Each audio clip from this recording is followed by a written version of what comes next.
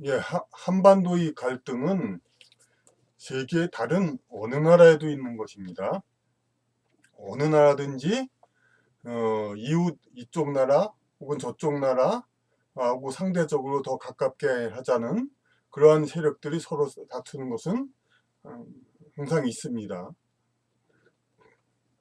그러나 한반도의 이 갈등이 더욱더 이제 강조되는 것은 사실이 바로 우리가 그 당사자라는 이유에서뿐이 아니라 세계 어느 나라에서보다도 가장 첨예하다는 것입니다.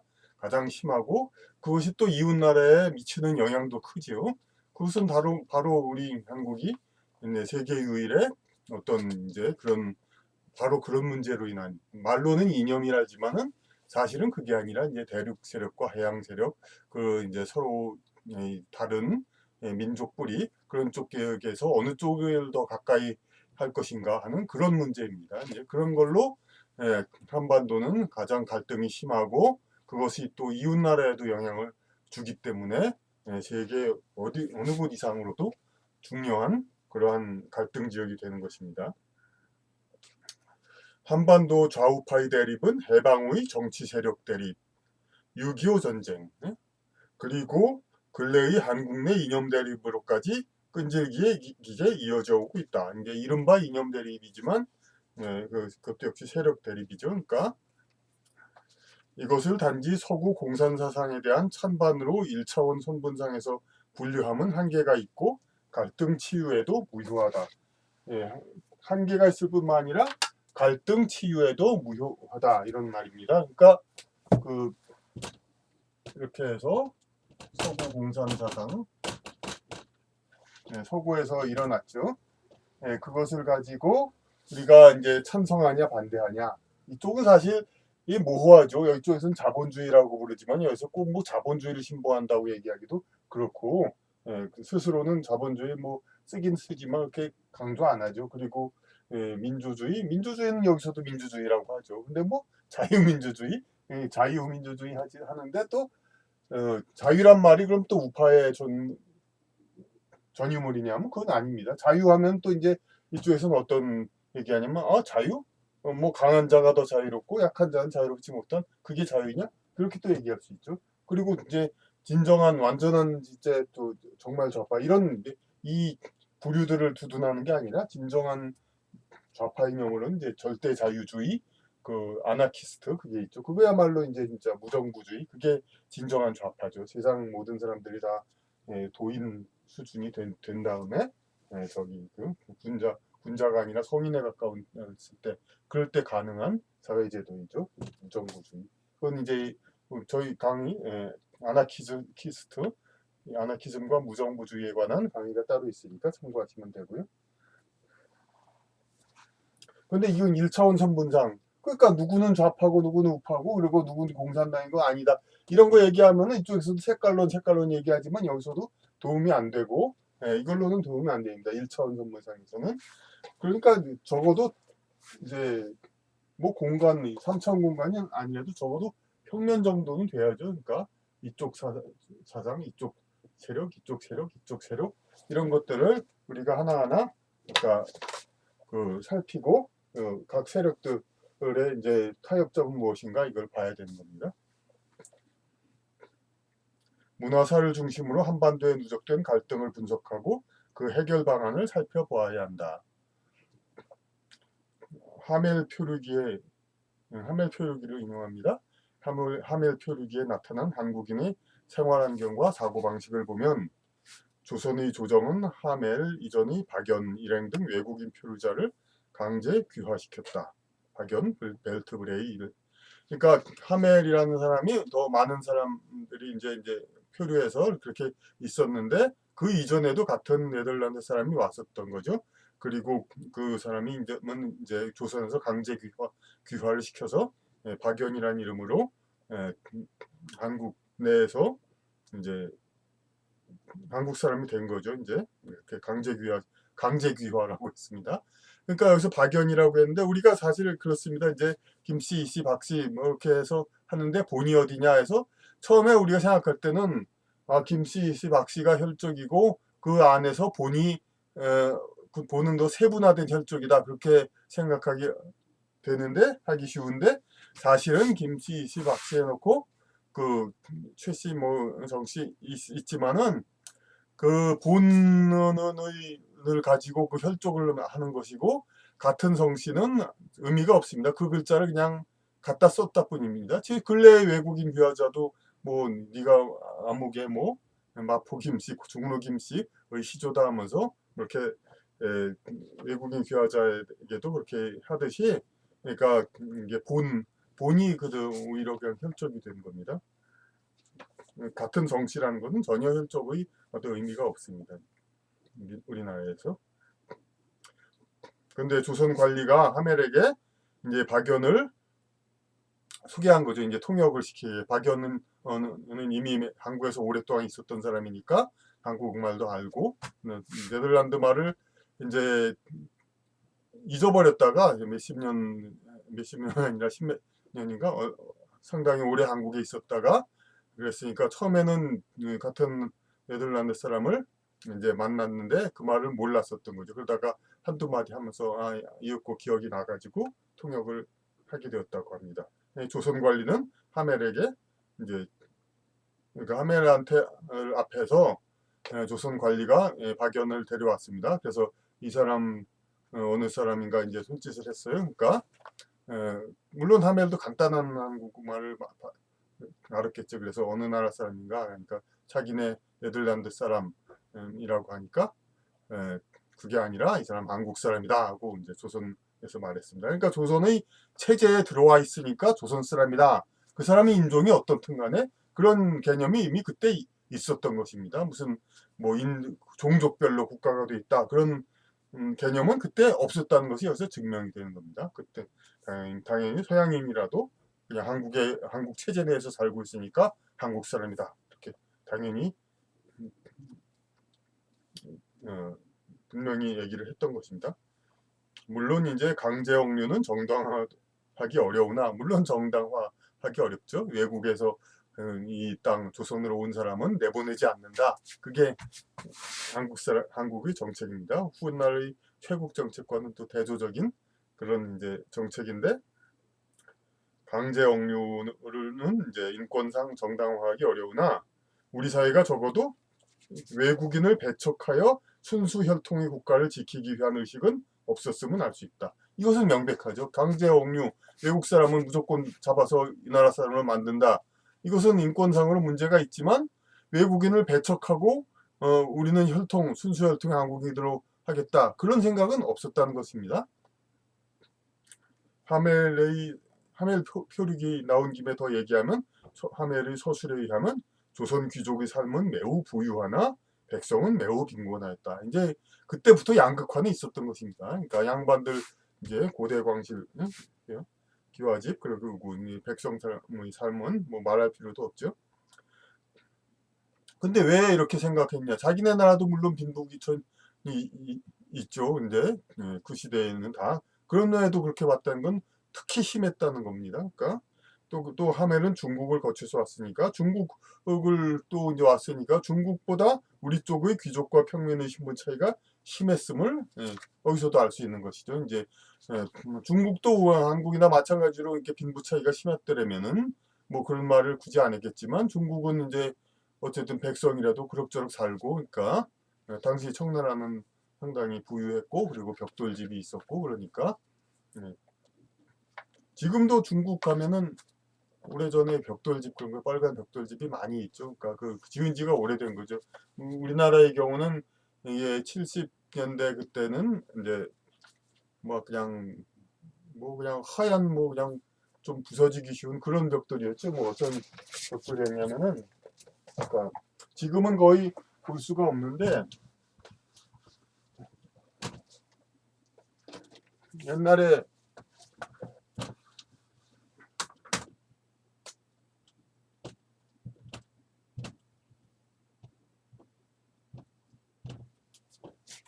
이런 벽돌집이 있었습니다. 하얀게 돼 있고 요 가운데에 구멍이 나 있습니다. 이게 큽니다. 이제 한 이 정도로 그때 어려서 커 보였어요. 크게 봤을지도 모르지만은 하여튼 그 벽돌보단 큽니다. 이걸 가지고 대개 집을 지었습니다. 좀 이제 약하죠, 이제. 그러니까 그렇게 이제 세멘트고 하얗게. 그러면서도 그때도 이제 이보다 작은 이제 지금도 쓰이는 빨간 벽돌 이걸 이거를 이제 고급 집으로 쳤습니다. 빨간 벽돌 집이라고 오히려 그러니까 그 학교 건물이라든지 좀 좋은 건물 그런 것들을 빨간 벽돌집 그렇게 했습니다. 근데 중국은 이제 오래전부터 빨간 벽돌로 주로 많이 지은 거로 그런 집들이 많이 있습니다. 서민 집에도. 그런데 이런 우리나라는 7, 80년대 이런 식으로 집을 짓다가 80년대쯤 돼서 이제 그 옛날 많이 바뀌어졌죠. 이제 지금의 아파트촌 되기 전에 저희가 살았던 서대문구 그쪽 보면은 그러니까 마포구 아현동 이쪽은 이제 아현국민학교 그쪽은 이제 큰 아파트로 지금 이미 바뀌었는데 서대문 쪽은 그 아직도 그 집이 있습니다. 그러니까 이 집에서 이런 집들에서 개량돼서 이런 집들이 주로 돼가지고 개량주택 그러니까 한 2, 3층짜리로 빨간 벽돌을 원료로 빨간 벽돌보다 더 갈색으로 아주 뭐 그러니까 그런 벽돌들이죠. 더 좋은 거. 그래가지고 한 집들이 지금도 우리 많이 있죠. 그러니까 2, 3층짜리. 지금은 오히려 소민주택의 대명사일 수도 있지만은 80년대 그 전에 비하면 이게 장족의 발전이죠. 이거 2층, 3층으로 이제 지었으니까 그 전보다 훨씬 더 좋아진 거죠.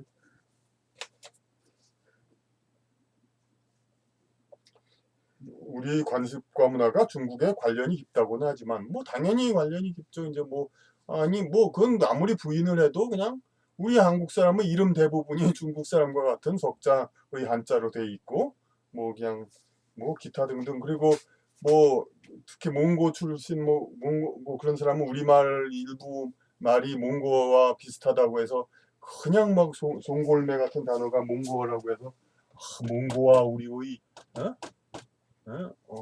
연관을 우리와의 어떤 그런 걸 많이 강조하고 뭐 터키어하고 비슷한 말이 한마디 있으면 터키와 우리는 역시 형제의 나라다 그러지만은 중국과 우리나라와 우리말의 공통점이거든 뭐 그냥 뭐 얘기할 필요가 없습니다. 한자어를 쓰는 거는 뭐 빼놓고라도 우리가 그냥 순우리말 뭐 그런 식으로 생각하는 배추 같은 말도 배채 하얀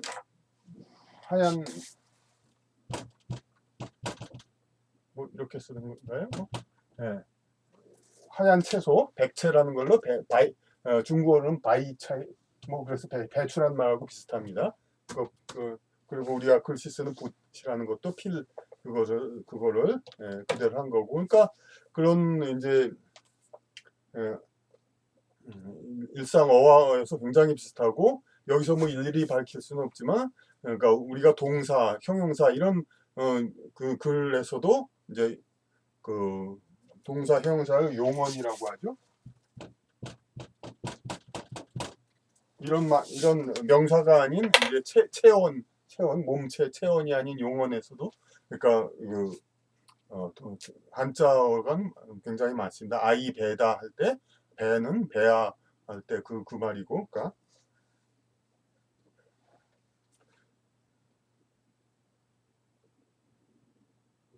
그런데 여기서 이제 그거를 중국과 너무나도 깊은 관계가 있지만은 모든 것이 그렇지 않다는 것을 여기서 음, 한마디를 합니다. 우리의 관습과 문화가 중국과 관련이 깊다고는 하지만 엄격한 신분 차별은 중국에는 있지 않았다. 이거는 이제 제가 이제 참고서로 쓴 책에 그 서양 철학사 이 책에 나온 말입니다. 엄격한 신분제도는 차별은 중국에는 있지 않았다. 중국에는 신분제도가 안정적이지 않았으며 벼슬은 출생신분보다는 자기 능력에 의해 선발되었다. 우리의 신분제도는 중국보다는 인도에 가까운 형태였다. 그렇게 그 책을 좀 이제 인용해서 얘기했는데 사실 당연히 원나라 때는 이제 몽고족이 가장 그 높은 신분이었건 맞죠. 이제 청나라 때는 만주족이 가장 높은 신분이었고, 근데 그러니까 오히려 한족 사회 때는 비교적 그 신분 차별이 없었다는 거죠. 다수 인종이 그냥 주류를 차지하니까 그 안에서 그냥 능력 있는 자들. 그래서 물론 이제 그 부친과 이제 일가가 세력이 있어서 1, 2대에 걸쳐서 이렇게 뭐 혜택을 받는 거야 당연히 있겠습니다만은 이 사람은 어떤 신분이다, 이 사람은 어떤 신분이다, 이걸 갖다가 딱 정해지고 뭐 그렇게 그런 것은 뚜렷하지 않았다는 것이죠. 우리의 신분제도는 그러니까 중국에는 신분제도가 안정적이지 않았다는 게 이제 나라가 이제 200년 바뀔 때마다 바뀌고 그랬죠. 벼슬은 출생 신분보다는 자기 능력에 의해 선발되었다. 우리의 신분제도는 중국보다는 인도에 가까운 형태였다.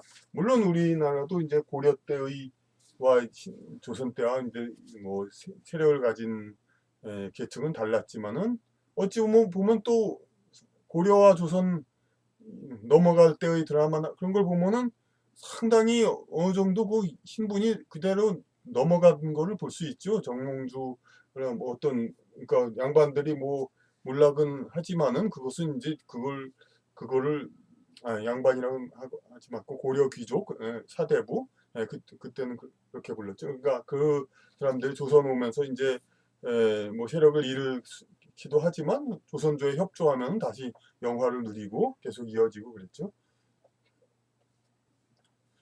그러니까 이것은 뭐 어떤 얘기를 하려고 이렇게 자꾸 얘기하냐면 이제 일종의 어느 정도 오히려 인종적인 차이가 있었지 않느냐 하는 그런 얘기를 하려는 겁니다. 한국의 어떤 한반도의 신분제도도 인도의 카스트 제도는 고대의 아리안족이 인도에 침입하여 토인을 지배하여 비롯된 것으로서 각 계급은 곧 인종을 나타낸다. 그러니까 드라비다족 거무스름하고 그런 사람들은 중에는 이제 평민도 있고 노예 그런 계층이 있고 이제 그 상위 계층은 피부가 좀 하얗고 그렇게 그런 사람들이죠. 그러니까 아리안족 이란이나 그러니까 그런 이제 남유럽 적어도 이제 그러니까 유럽하고 가까운 인종이 그러니까 인도에 침입해서 인도의 지배 계급이 됐죠. 게다가 뭐 가장 뭐 그냥 그 인종에 따른 계급 차이를 확연한 게 뭐 근세 미국과 근래 남아공 등의 백인과 흑인 집단 이 사람들이죠. 그들 외모의 확연한 차이로 인하여 신분 계급은 곧 인종이었음이 당연하게 받아들여진다. 네, 그런 거죠. 이제 또 다른 얘기를 또 합니다. 또 친일 청산이 제도권에서도 강조되었던 진보 괄호하고 혹은 좌파 사람들마다 부르는 게 다르니까 정권 시절에 조기숙 청와대 전 홍보수석은 실명을 인사를 얘기하는 기는 오랜만입니다.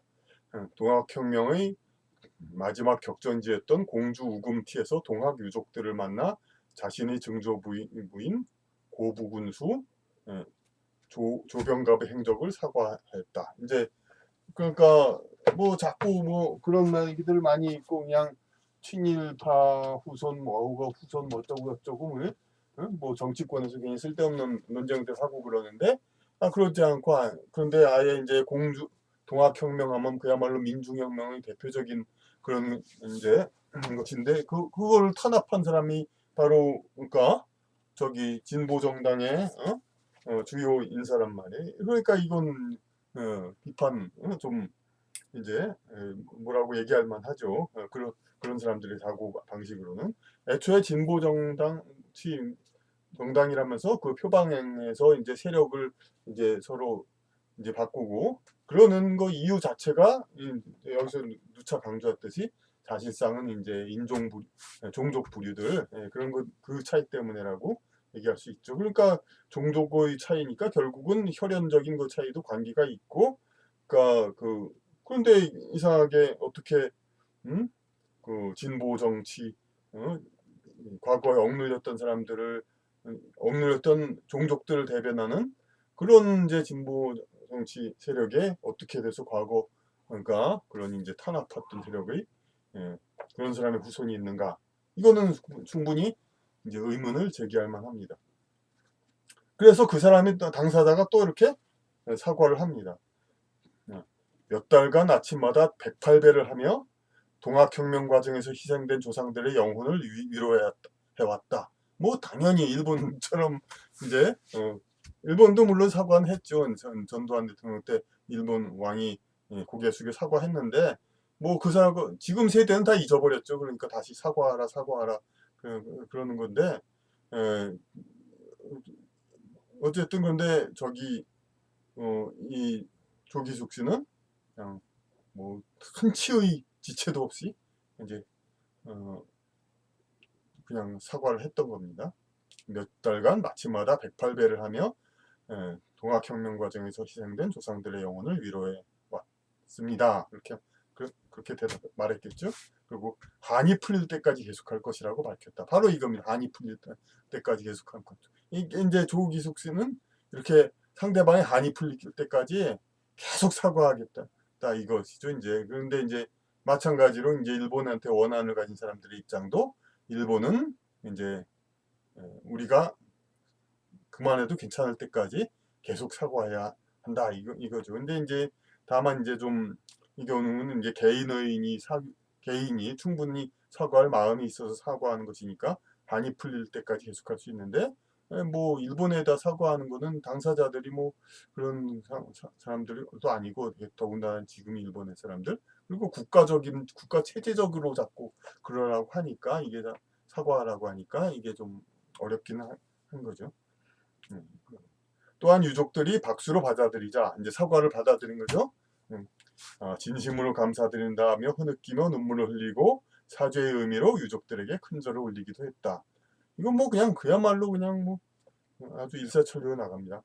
이에 대해 동학혁명 유족회는 사과의 뜻을 밝힌 데 대해 고맙게 받아들인다며 화해와 용서를 통해 새 출발하는 계기가 되길 바란다고 화답했다.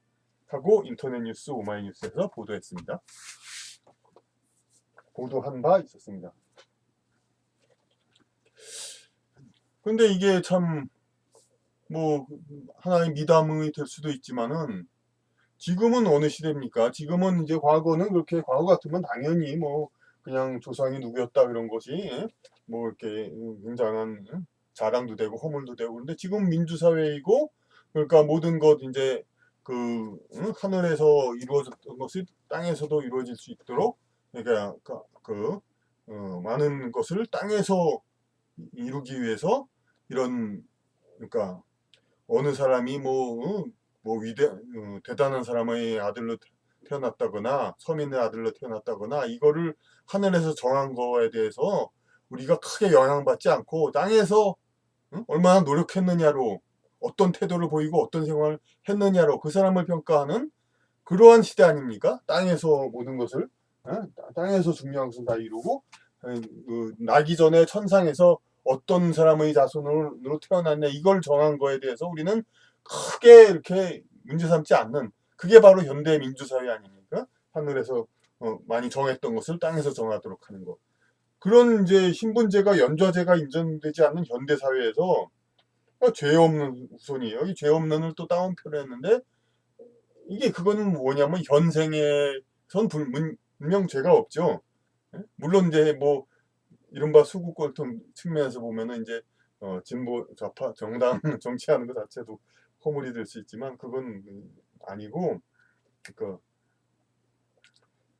죄 없습니다. 적어도 법적으로는 아무 죄 없는데 죄 없는 후손이 과연 이렇게까지 해야 할까 의문이 생길 수 있다 이겁니다. 하지만 이제 고부군수 조병갑이 민족 탄압 이 민족 탄압이란 거는 이게 왜 민족 탄압이라고 했냐면은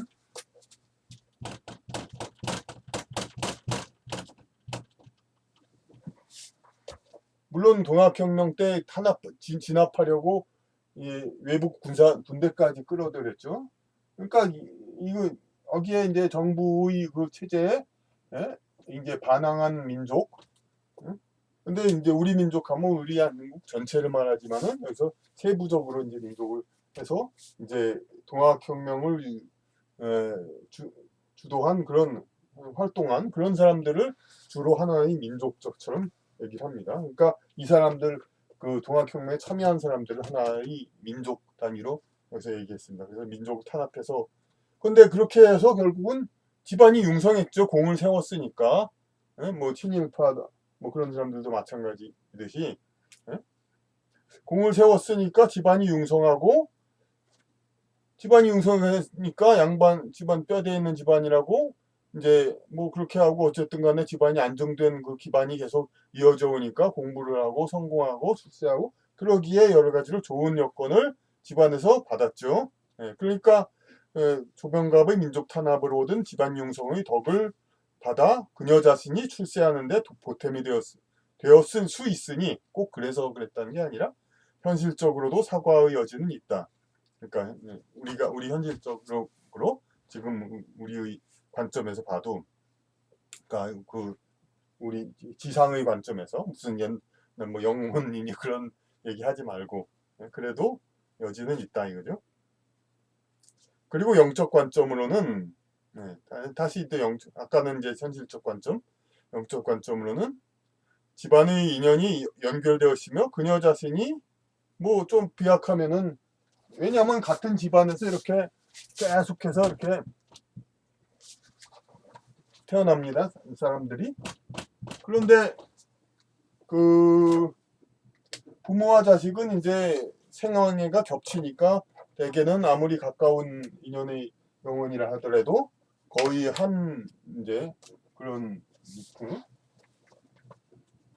한 영혼이라고 볼 수 있는 그 문제가 다시 같이 동시 나오기는 거의 불가능하죠.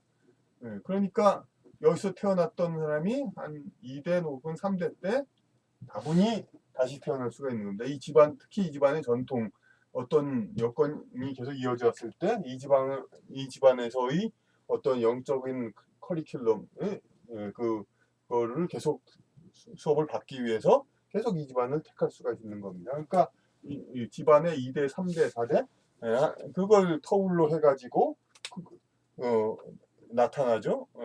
다시 한 영혼이, 그러니까 전생 후생으로 후신으로 나타날 수가 있는 겁니다. 그러니까 같은 집안의 조상의 전생으로. 그러니까 오히려 유전적으로 그런 말이 있죠.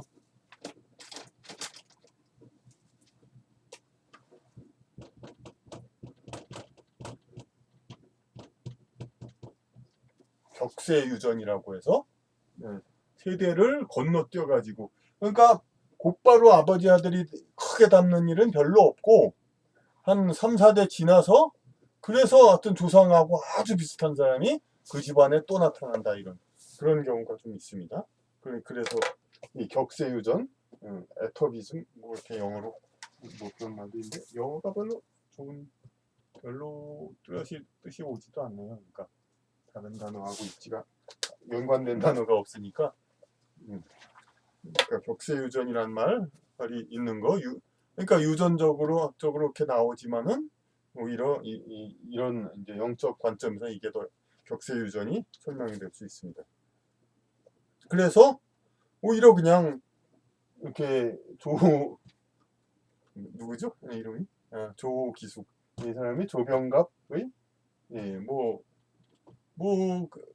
그렇다는 얘기는 아니고, 그럴 수도 있다는 거죠 이제. 그러니까 왜냐하면 이 조병갑이 행한 탄압을 사과하는 거, 그런 거에 대해서 이제 후생신으로 나와서 그럴 수도 있다. 그리고 그 저기 어떤 관리와 그렇게 관리를 하고 이제 그러는 이제 어, 출세하고 그런 어떤 능력, 그런 거는 그 근본은 그대로 있으니까 아직 운이 소진되지 않았으니까 예, 다시 또 한 자리를 하고 뭐 그렇게 설명은 될 수가 있습니다.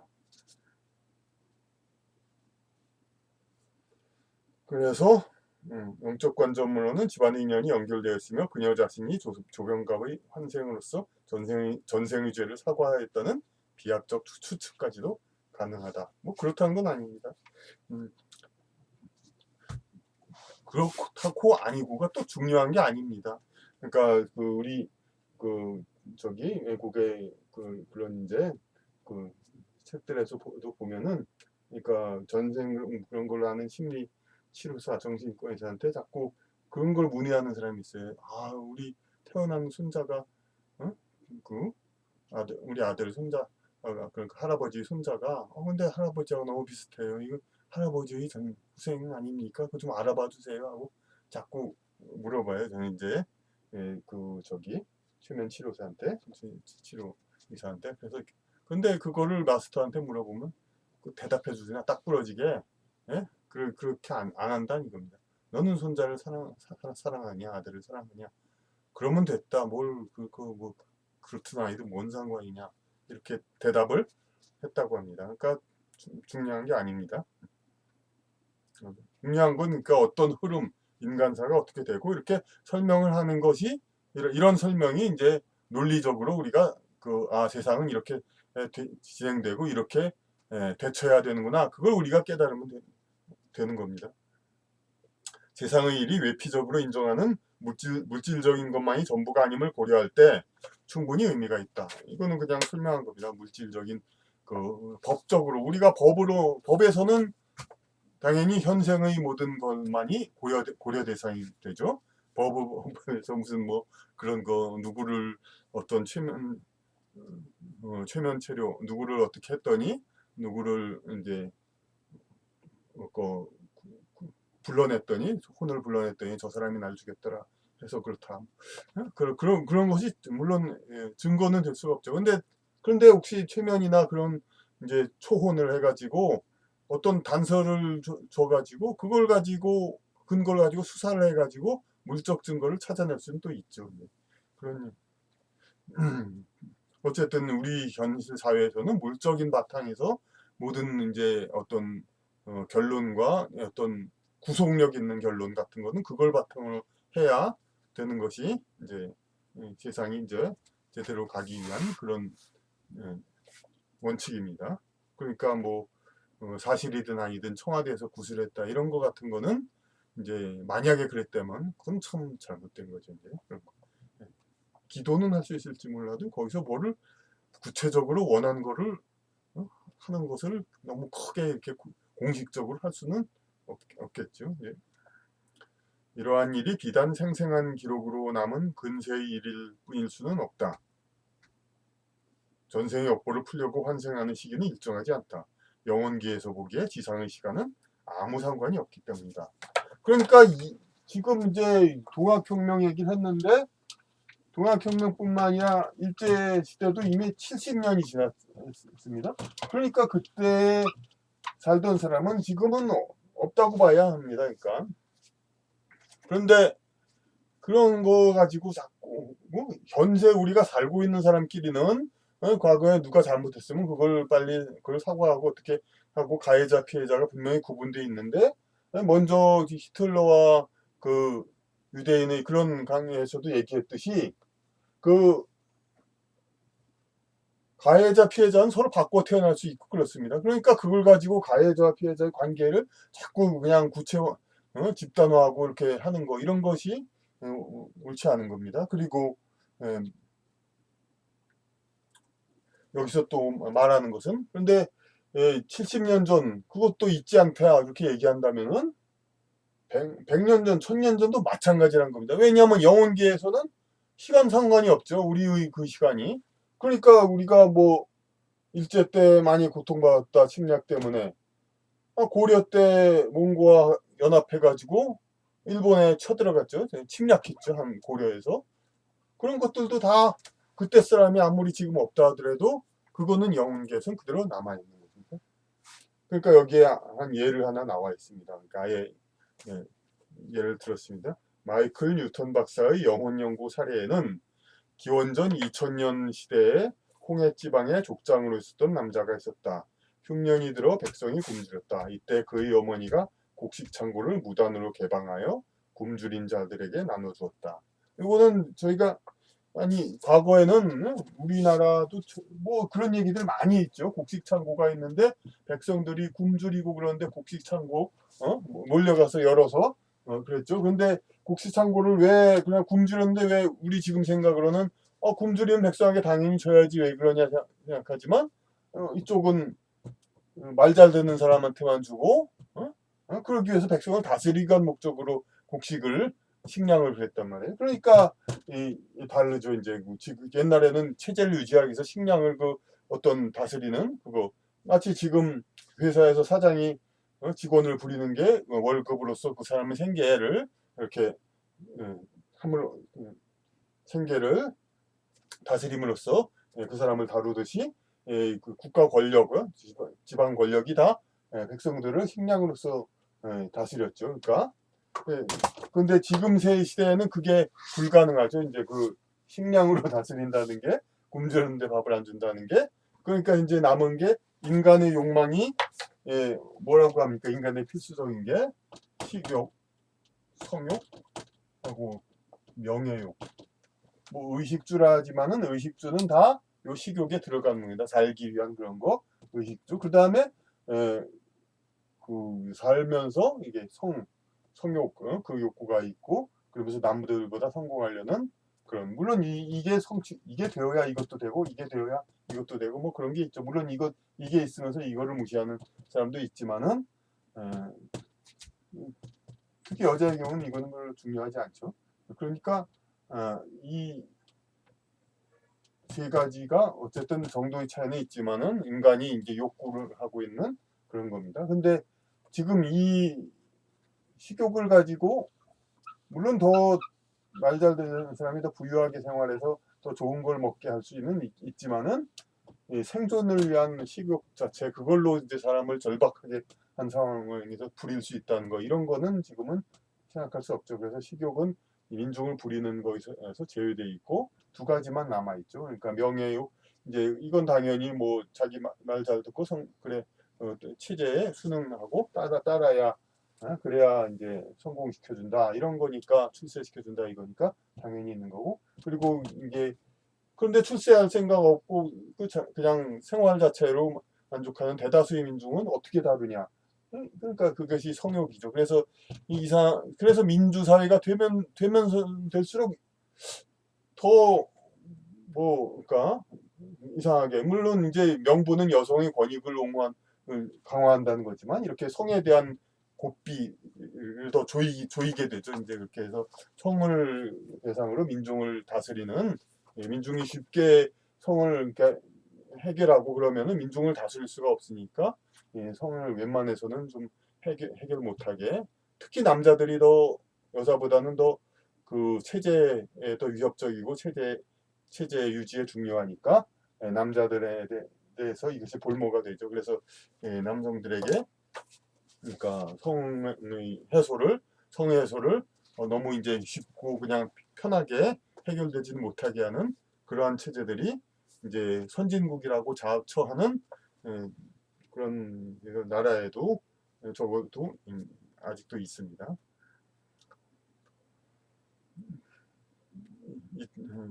흉년이 들어 백성이 굶주렸다. 이때 그의 어머니가 옥식 창고를 무단으로 개방하여 굶주린 자들에게 나눠주었다. 족장인 그는 권위를 지킨다는 명분으로 어머니를 법률에 따라 사형에 처한다. 이제 저기 그냥 가족이라고도 법에는 예외가 없다 이런 권위를 위해서 어머니라고 해서 사실 어머니라서 그걸 할 수 있죠. 백성들이 왕의 어머니니까 족장에 할 수 있게 우리를 살려주십시오 하고 간청을 해서 그런 건데 이, 이 남자는 현대의 미국에서 다시 그 어머니와 모자 관계를 태어났다. 그런데 어머니는 그를 낳자마자 양육을 포기하고 입양 보낸다. 이런 얘기가 있습니다.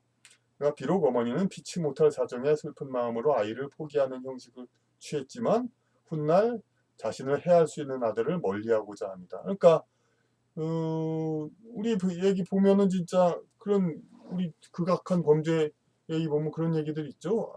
최근에도 뭐 호주에 도망갔던 자기 어머니를 위해 죽이고 그런 자가 있죠. 그런데 반면에 또 좀 오래된 얘기는 이제 우울증이라고 하지만 7살 정도 된 자기 아들을 그냥 아파트에서 죽이고 그런 제 어머니도 있고 그러니까 그런 것들이 다 이제 서로 해하고 그런 거 서로 원수를 이제 뭐 그런 거야 다 있겠죠. 무슨 그런 원수 관계야 그런 게 있어서 그게 나타난 거지만 특히 또 어머니의 그 자식 살해 이런 거는 어떤 그런 거가 있기 때문에, 그러니까 과거 뭐 또 트라우마라는 말을 써야 될까요? 외국 말을 이건 한국말로 제가 이제 바꿔서 쓰겠습니다. 그러면 그게 있기 때문에 그것을 그런 일이 있다고 볼 수 있겠죠. 하지만 그렇다 하더라도 현생에서는 할 수 있는 한 처벌을 해야, 그래야 이제 그런 업보를 최대한 우리가 줄일 수가 있는 거죠. 그런 다 업보이겠거니하고, 그러니까 자꾸 관대하게 하면은 이제 그것은 계속 이어지고 하는 거죠. 만, 그러니까 그 어머니가 그러니까 아이를 포기하는, 그러니까 아주 뭐 절대적으로 기르지 못하니까 포기한 건 아니겠죠. 근데 그 묘한 심리로 이제 나 어렵다 그러니까 이제 포기하겠다 그런 거가 됐겠죠, 아이를. 예? 그러니까 마치 전생의 사망 당시 기억이 고소공포증. 고소공포증이 뭐, 근데 이게 고백드리자면, 그러니까 보통 사람보다는 저도 좀 있는 사람이 이거라고 볼 수 있습니다. 왜냐하면 저희 아파트는 이제 계단으로 있는 저층 아파트라서 그런 것을 느낄 일이 없는데, 고층 아파트 어느 예, 가족 친지나 누구 집에 갔을 때 이렇게 보면은 내려다 보면은 좀 아찔합니다. 근데 오히려 엘리베이터라서 이제 저로 타가지고 와가지고 곧바로 옆에 아파트로 들어가는 그 아파트는 그래도 괜찮은데, 이런 복도식 아파트 있죠? 이렇게 딱 올라가면은 이 복도를 한참 걸어서 이렇게 들어가는 아파트. 그거는 이제 요새 뭐 유리창도 하지만은 안 한 곳도 많이 있고 그래가지고 합니다. 이런 데는 저희 같으면은 한 4, 5층 이상 어디 가서 이렇게 보면은 공포증을 느낍니다. 옆에서 볼 때. 근데 거기 사는 분들은 그렇듯저렇 살고 있죠. 그러니까 이 뭐 그 사는 거기 사는 분들은 그럭저럭 사는 다는 거는 다수의 사람들은 오히려 별로 안 느끼는데 저와 같은 사람은 느낀다는 거죠. 그리고 요새 오피스텔이나 그 빌딩들에서도 이제 어떤 이런 미음자 형태로 된 이제 오피스텔이나 있죠. 그래가지고 보니까 예전에 어느 지인의 집에 오피스텔에 갔더니 가운데가 뻥 뚫려 있어가지고 가운데 정원이 있어요. 근데 이렇게 복도가 이렇게 안으로 있습니다. 이제 복도식 아파트는 바깥에 있지만 여기는 안으로, 안에 저기 복도가 있습니다. 이렇게 또 돌아가면서 이렇게, 그리고 바깥으로 이렇게 예? 각 실들이 있고, 그때도 이제 7층이었는가 했는데 밑에 보니까 좀 공포증을 좀 느꼈습니다.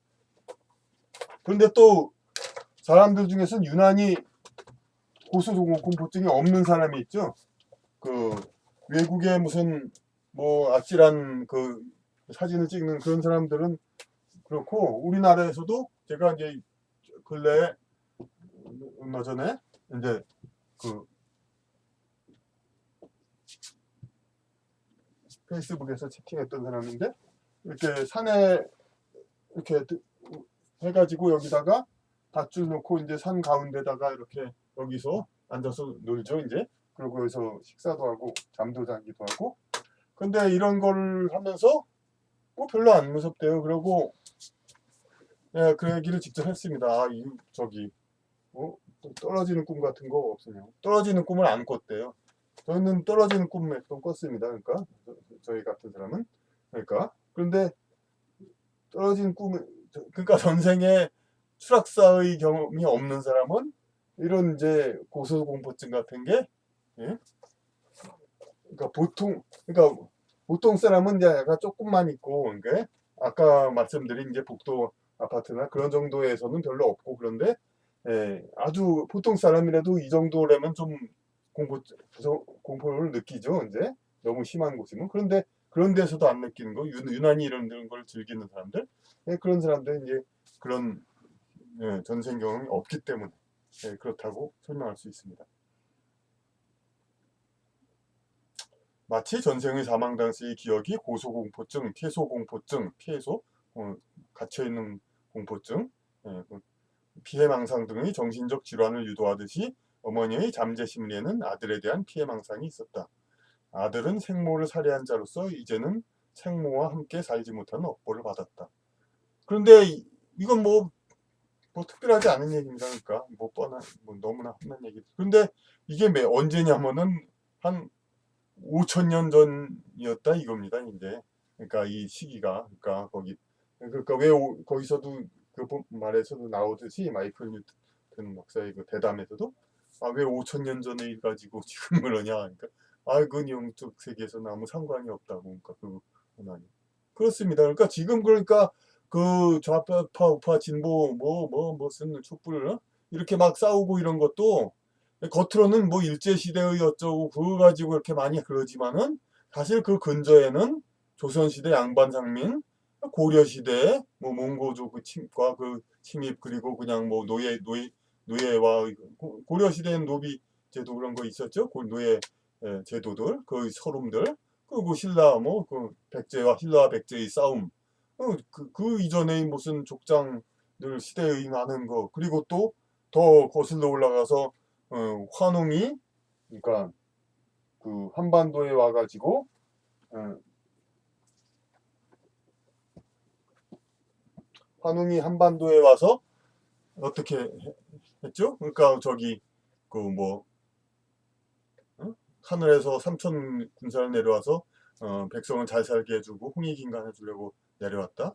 혹은 환단고기에서 말하듯이 무슨 어떤 그 18대에 걸쳐 개부로 환웅, 거발사 환웅, 전부 100년씩 살아가지고 그래가지고 뭐 어떻게 다스렸다. 뭐 그런 얘기들 있는데 아무 싸움도 없이 뭐 전쟁이나 그런데 그게 아니라 여기서 주장하는 것은 이제 이 책에서 참 맞아 이 책 주장하는 것은 뭐냐면은 그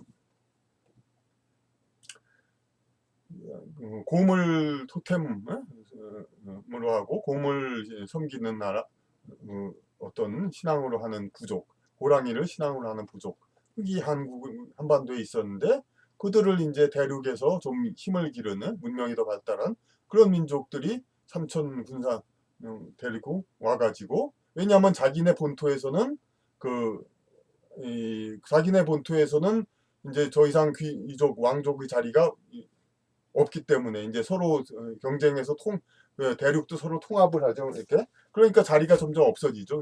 그러니까 그 최고의 자리에서 밀려났으니까 변방으로 가서 다시 왕이 되려고 해서 한반도로 와서 그래서 이제 한반도의 사람들을 침략하고 그 상태에서 이제 원한도 많이 있겠죠. 그러니까 그리고 많은 사람들 학살도 했겠고 그러니까 그 거슬러서 진짜 환웅천황의 시대의 것까지도 지금의 치고 싸우는 그런 모든 것들은 다 있는 겁니다. 그러니까 이와 같은 일이 이제 한반도에는 무수할 것이다. 앞서 얘기한 그 미국의 그런 예가 한반도에는 무수할 것이다. 물론 이 이야기처럼 지역을 바꿔 과거 여포를 새로 맞이하는 경우도 있지만 물론 여긴 또 그렇죠. 이제 지역이 좀 바뀌었죠. 근데 어차피 또 미국이라는 지방은 이제 과거에 다른 곳에서 살았던 많은 영혼들이 함께 태어나는 곳이고 이집트나 메소포타미아 뭐 중동 그런 전생의 사람들이 많이 태어났죠. 그게 또 이제 단서를 달아야 되네요. 근데 한반도와의 지형적 특수성에 말미암아 생긴 여러 관계와 원한들은 다시 한반도에서 풀고자 돌아오는 경우도 많을 것이다. 그러니까 한반도라는 곳은 이제 초반에 말씀드렸다시피 그 저기 그 대륙 세력과 해양 세력 절충 지역. 옛날에는 이제 미국이 없었으니까 그 어떤 그렇다 하더라도 어쨌든 바다로 이제 일본만 해도 큰 지방이었으니까 그 개척이 아직 다 안 된 상태였죠. 이제 왜냐하면 초기에는 일본이 뭐 작은 나라처럼 아마 보였겠죠. 이제 삼국 시대나 그 이전에 그때는 이제 왜냐하면 그만큼 개척이 덜 돼 있으니까. 그런데 그런 이제 지형적 특수성 이런 것이 있기 때문에 그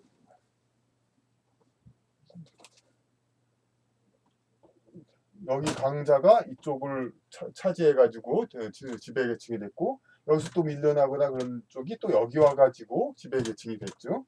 그리고 여기서 힘을 길러가지고 다시 중세에 들어와서는 오히려 이쪽에서 자꾸 싸움을 했고 이런 특수성이 있기 때문에 이 서로 얽힌 원한들은 계속해서 다시 또 태어나고, 그러니까 어느 지역이든지 지역을 바꿔서 태어나기도 하지만 그 지역에서 계속 또 업보를 쌓기도 하고, 오히려 또 한반도의 이런 이제 갈등 상황은 이게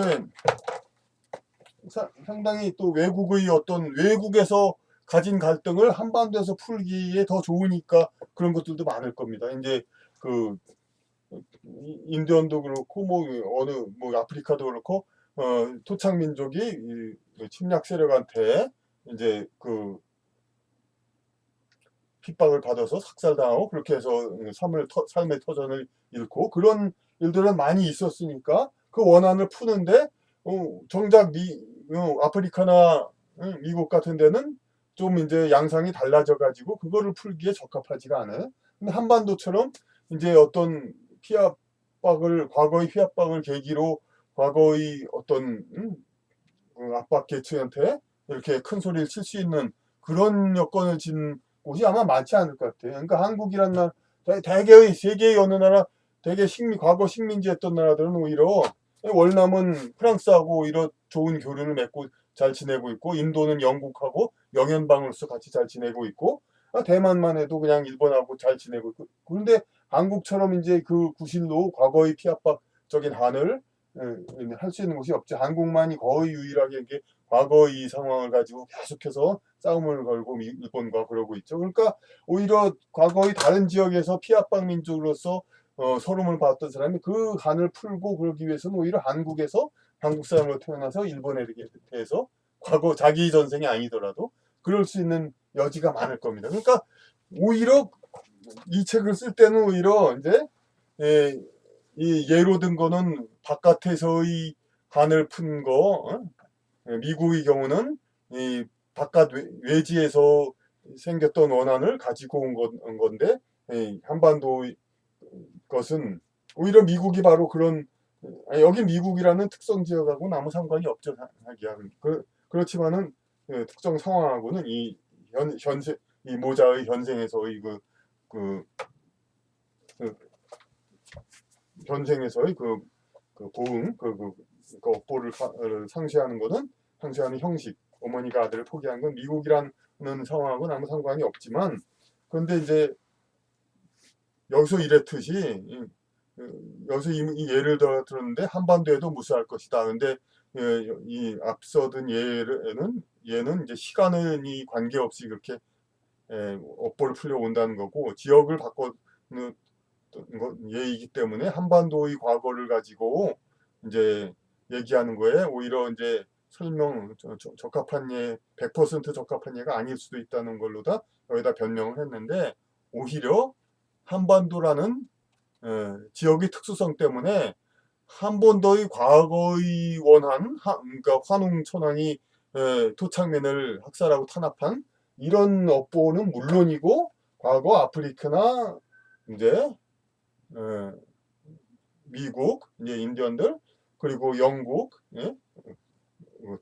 영국도 토착민이 그 스칸다나비아에서 온 바이킹 비슷한 민족한테 많이 당했죠. 그런 사람들이 오히려 한국에 와서, 그러니까 지식인들도 많이 유럽 갔다 온 사람들이 이런 입장이 돼서 그러지 않습니까? 뭐 진중권 씨처럼 유럽 갔다 온 사람들이 한국의 이런 입장에서 이렇게 좌파 입장에서 이런 설명을 하고 그렇죠. 그러니까 오히려 한반도가 세계 각국의 모든 원한 맺힌 원들을 지금 이제 모아서 지금 이렇게 이 과제를 풀고 있는 그런 상황이 아닌가 지금 생각이 되고 있는 것입니다.